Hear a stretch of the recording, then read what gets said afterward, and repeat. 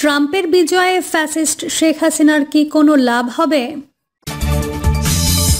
এবং সর্বশেষ জানাবো, শেখ হাসিনাকে ফেরানো ভারতের সঙ্গে আলোচনার বিষয় চূড়ান্ত হয়নি। এতক্ষণ শুনছিলেন সংবাদ শিরোনাম, এবার বিস্তারিত। ট্রাম্পের বিজয়ে ফ্যাসিস্ট শেখ হাসিনার কি কোনো লাভ হবে? ছাত্র জনতার অভ্যুত্থানে দেশ ছেড়ে পালিয়ে যাওয়া ফ্যাসিস্ট শেখ হাসিনা খুব আশা নিয়ে আছেন যুক্তরাষ্ট্রের নবনির্বাচিত প্রেসিডেন্ট ডোনাল্ড ট্রাম্পকে নিয়ে। তার আশা, ভারত ও ট্রাম্প মিলে বাংলাদেশে তাকে ফিরে আসতে সহায়তা করবেন, এমনকি ক্ষমতার মসনদও ফিরে পাবেন, এমন দুরাশায় আছেন। তার এই আশা যুক্তরাষ্ট্রের নির্বাচনের আগেই প্রকাশিত হয়েছে। ভারতে বসেই যুক্তরাষ্ট্রে বসবাস করা তার এক কর্মীর সাথে ফোনালাপে ডোনাল্ড ট্রাম্পকে ভোট দেয়া ও ক্যাম্পেইন করার নির্দেশনা দিয়েছিলেন। এই ফোনালাপে উৎসাহী হয়ে দেশে থাকা তার দলের নেতাকর্মীরাও মনে প্রাণে ট্রাম্পকে সমর্থন দিতে থাকে। ট্রাম্প প্রেসিডেন্ট হয়েছেন, এখন তারা আশায় বুক বেঁধেছেন ট্রাম্প তাদের নেত্রীকে দেশে ফিরিয়ে আনবেন। এতে অন্তর্বর্তী সরকার উল্টে যেতে পারে। আওয়ামী ঘরানার এক সাংবাদিকের সাথে ট্রাম্পের বিজয়ের পরপর কথা হয়েছিল। তখন তিনি বলেছিলেন, দেখেন না কি হয়, 6টা মাস যাইতে দেন, হয়তো তার মতো আওয়ামী লীগের প্রায় সব নেতাকর্মী ও সমর্থক একই চিন্তা করছে। হ্যাঁ, ডোনাল্ড ট্রাম্পের বিপুল বিজয়ে তাদের আশা পূরণ হয়েছে, এতে তারা যার পরনাই খুশি। তাদের এই খুশির ঢেউ সামাজিক যোগাযোগ মাধ্যমে আছড়ে পড়তে দেখা গেছে। তাদের নেত্রী ফ্যাসিস্ট শেখ হাসিনা তো অতি উৎসাহী হয়ে ভারতে বসেই নিজেকে বাংলাদেশের প্রধানমন্ত্রী হিসেবে ট্রাম্পকে অভিনন্দনও জানিয়ে দিয়েছেন। এতে তাকে আশ্রয় দেয়া খোদ ভারতও বিব্রতকর পরিস্থিতির মধ্যে পড়ে। কাল বিলম্ব না করে ভারতের পররাষ্ট্র মন্ত্রণালয়ের মুখপাত্র রণধীর জয়সওয়াল এক প্রেস ব্রিফিংয়ে স্পষ্ট করে বলেছেন, ভারত শেখ হাসিনাকে বাংলাদেশের সাবেক প্রধানমন্ত্রী হিসেবে বিবেচনা করে। তিনি একথা বলেন ভারতের এক সাংবাদিক যখন জানতে চান ভারত শেখ হাসিনাকে সাবেক প্রধানমন্ত্রী নাকি নির্বাসিত প্রধানমন্ত্রী হিসেবে বিবেচনা করছে, সেই পরিপ্রেক্ষিতে। শেখ হাসিনাকে আশ্রয় দিয়ে ভারত এমনিতেই অভ্যন্তরীণ এবং আন্তর্জাতিকভাবে চাপের মধ্যে রয়েছে। এখন ভারত যদি শেখ হাসিনাকে বাংলাদেশের প্রধানমন্ত্রী হিসেবে আখ্যায়িত করে, তবে তা তার জন্য হবে ভয়াবহ চাপ। বাংলাদেশের সাথে তার সম্পর্ক কোথায় গিয়ে দাঁড়াবে এবং আন্তর্জাতিক অঙ্গনে তার পরিস্থিতি কি হবে তা সহজেই অনুমেয়। 2, শেখ হাসিনা যে একজন মিথ্যাবাদী ও ষড়যন্ত্রের নিপুণ কারিগর তা দেশের মানুষ বহু আগে থেকেই জানে। বলা হয়ে থাকে, আওয়ামী লীগ ঐতিহাসিকভাবেই ষড়যন্ত্র ও ধ্বংসাত্মক আন্দোলনকারী একটি দল, একটি স্বৈরতান্ত্রিক স্বার্থপর ও অহংকারী দল। এসবে দলটি দক্ষ ও পটু হলেও দেশ পরিচালনার ক্ষেত্রে বরাবরই চরম ব্যর্থতার পরিচয় দিয়েছে, নিজেকে একটি স্বৈরতান্ত্রিক দলে পরিণত করেছে। এর প্রমাণ পাওয়া যায় স্বাধীনতার পর শেখ মুজিবের দেশ পরিচালনা থেকে। স্বাধীনতার আগে আওয়ামী লীগ অসহযোগ সহ বিভিন্ন আন্দোলনে নেতৃত্ব দিলেও স্বাধীনতার পর দেশ পরিচালনায় ছিল পুরোপুরি ব্যর্থ। শেখ মুজিবের আমিত্ব ও স্বৈরতান্ত্রিক মনোভাবের ইতিহাস সকলেরই জানা। তার প্রতিদ্বন্দ্বী কিংবা বিরোধিতাকারীদের একেবারেই সহ্য করতে পারতেন না, ভাবতেই পারতেন না তার বিপক্ষে কেউ থাকতে পারে। এর একটি ছোট্ট উদাহরণ প্রখ্যাত সাহিত্যিক আহমদ ছফার বিখ্যাত বই যদ্যপি আমার গুরুতে উল্লেখ করা হয়েছে। বইটির 73 পৃষ্ঠায় আহমেদ ছফার সাথে অধ্যাপক আব্দুর রাজ্জাকের আলাপচারিতার একটি অংশ আছে। সেখানে আব্দুর রাজ্জাক চলতি ভাষায় বলেন, 1969 থেকে 71 পর্যন্ত সময়ে শেখ সাহেব যারেই স্পর্শ করেছেন তার মধ্যে আগুন জ্বালাইয়া দিছেন। 72তে একবার ইউনিভার্সিটির কাজে তার লগে দেখা করতে গেছিলাম।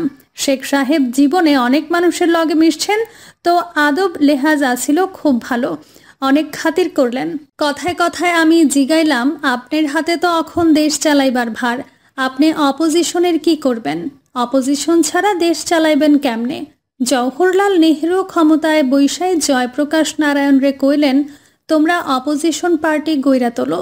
শেখ সাহেব বললেন, আগামী ইলেকশনে অপোজিশন পার্টিগুলো ম্যাক্সিমাম 5টার বেশি সিট পাইব না। আমি একটু আহত হইলাম, কইলাম, আপনি অপোজিশন রে 100 সিট ছাইরা দেবেন না? শেখ সাহেব হাসলেন।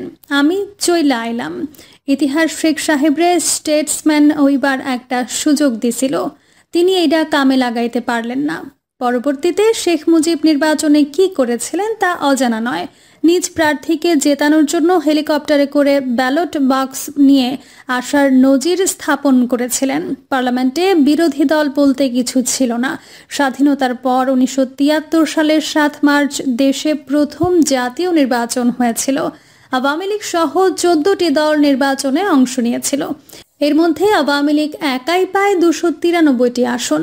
বিরোধী দলের মধ্যে জাসদ পায় একটি, বাংলাদেশ জাতীয় লীগ পায় একটি এবং স্বতন্ত্র প্রার্থী পায় 5টি আসন।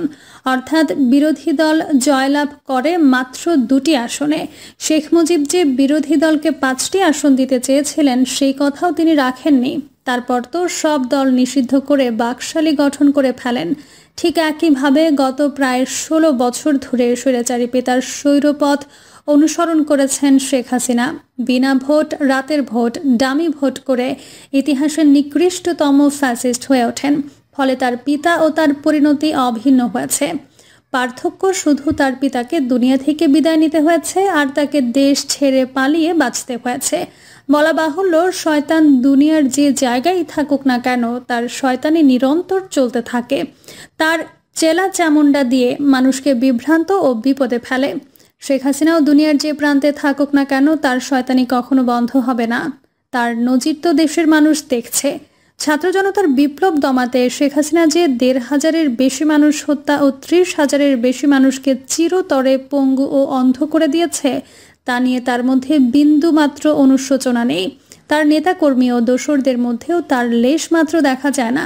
বরং মানুষের ওপর প্রতিশোধ নেয়ার জন্য শেখ হাসিনা যেমন একের পর এক ষড়যন্ত্রের জাল বুনে যাচ্ছেন, তেমনি তার চেলা ও দোসররা তা বাস্তবায়নে কাজ করে যাচ্ছে। ভারতে মোদির আশ্রয় প্রশ্রয় থেকে একের পর এক চক্রান্ত করে যাচ্ছে।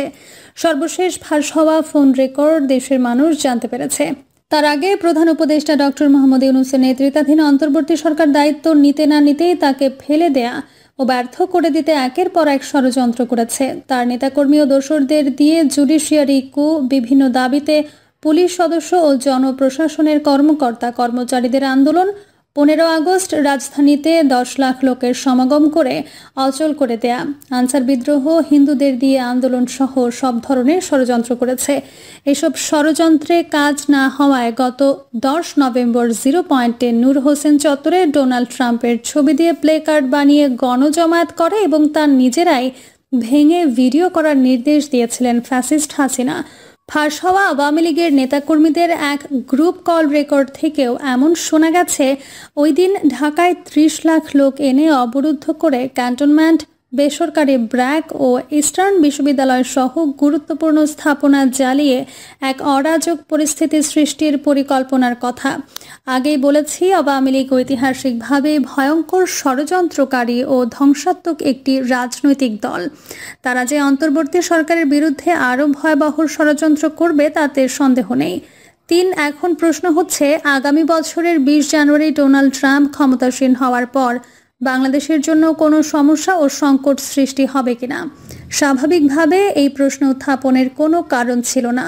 উত্থাপন করা হয়েছে এই কারণে যে মোদির সাথে ট্রাম্পের গুরুত্বপূর্ণ সম্পর্ক আছে।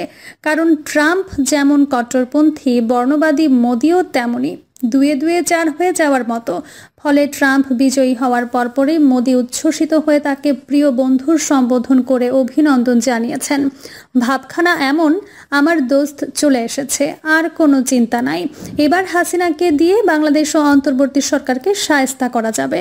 বাংলাদেশের প্রতি যুক্তরাষ্ট্রকে বিরাগ ভাজন করা যাবে। তবে যুক্তরাষ্ট্রের গণতান্ত্রিক ধারা ও রাষ্ট্রীয় প্রতিষ্ঠানের কাঠামো সম্পর্কে যারা জানেন তাদের এ নিয়ে চিন্তিত হওয়ার কারণ নেই।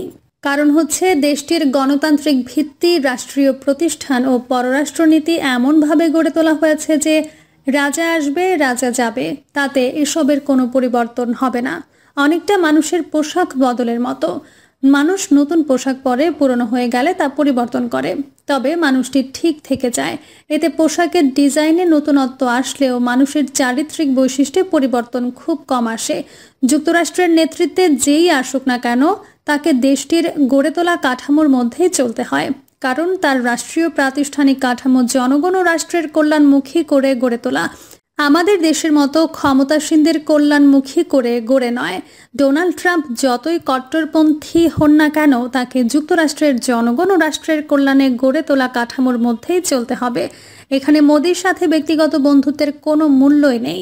বাংলাদেশের প্রতি যুক্তরাষ্ট্রের যে নীতি, ট্রাম্প আসার পরে তার আমূল পরিবর্তন হয়ে যাবে। প্রিয় দর্শক, এই ছিল এখনকার সর্বশেষ সংবাদ। আপডেট সব সংবাদ পেতে চ্যানেলটি সাবস্ক্রাইব করে বেল আইকনটি ক্লিক করে রাখুন।